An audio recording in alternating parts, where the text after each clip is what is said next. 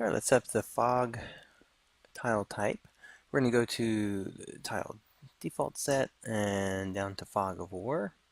So the fog of war, this is going to be, when it comes to the system for it, you'll have an image that you can use as an overlay across the entire image.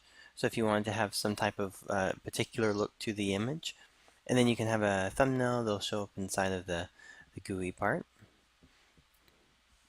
All right. So on the fog of war, if we click on it, on the tile type, let's scroll down to our fog of war option here. Tile description, we'll just say fog of war.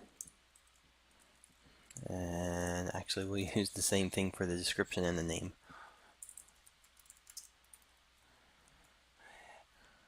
Alright. General settings, we have the standard for visible. You know, it's not really a part of the game though, so what we could do is say it's going to be invisible and don't receive light. And then thumbnail, we'll say the thumbnail is going to be the thumbnail image. Collider we'll go ahead and turn off since it's not going to be part of the actual game element itself.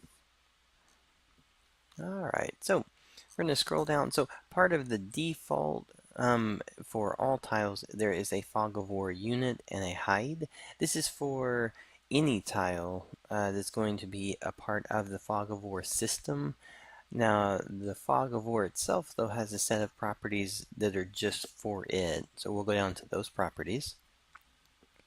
So we have a fog of war map.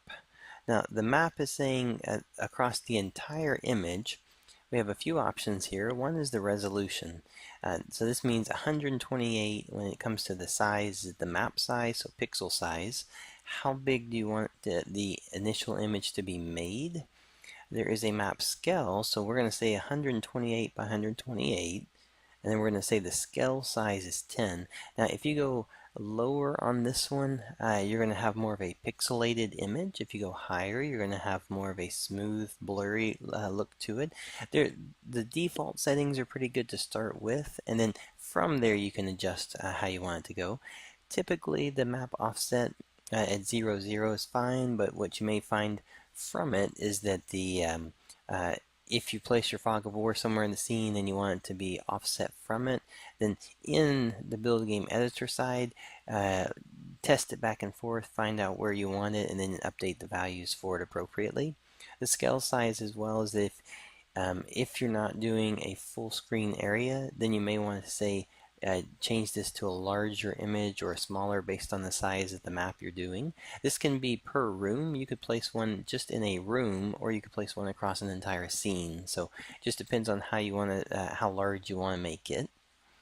Alright, there is a couple of options here. One is going to be the explore area. You can actually say that based on exploring the area, meaning that if I wanted to say, if I actually go through 50% of the fog of war image, if this is checked, then when it gets to here, you have the options to say reset the map, meaning that it'll actually go back to a full screen of whatever the initial starting point was. You have a delay amount before it happens, but you can also reset the map to a different value. Now, along with this is going to be the trigger event. There's going to be trigger events being called for exploring the area when it gets completed, which then can actually say have something else happen. So those are available right there for it. Along with the fog of war map, there are settings. The fog team ID is saying what can be seen and not seen. So if you want to have particular items that can be seen in the fog of war, then you can actually be very specific to the team ID. So fog team ID is also any other tile team ID. So you can actually check for just a very particular team, or you can say it's all the same teams and everyone's able to see everyone else's items moving around. You have the strength outside the area, which is saying that outside, if you want to make it dark or if you want to make it just simply the same scene.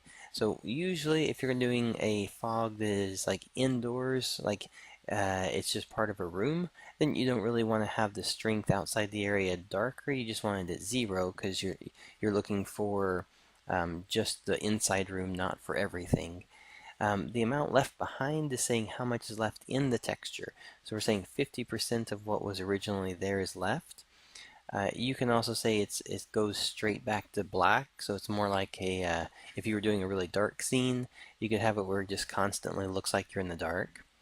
Then there is a fog speed. How long does it take before it actually goes back to the amount left? Alright, and default settings are fine for these. This will give you a good idea when you put it in to see what the properties look like as they're being used. Fog of war color. I'm going to actually change the color to black here. Now, if you choose the filter mode for point, it won't matter how big or how small the map resolution is or the size. By choosing point, you can actually force it to an 8-bit fill. If you have bilinear, trilinear, you'll have a smoother fill to it. You can use fog texture. There should be an option in here when you check on it next time, and there'll be a fog texture rollout that you can actually select the image for as well. Alright, so that's going to be all the basic properties for setting up fog. Everything else is pretty good for the default settings and should serve pretty well for getting you going on it.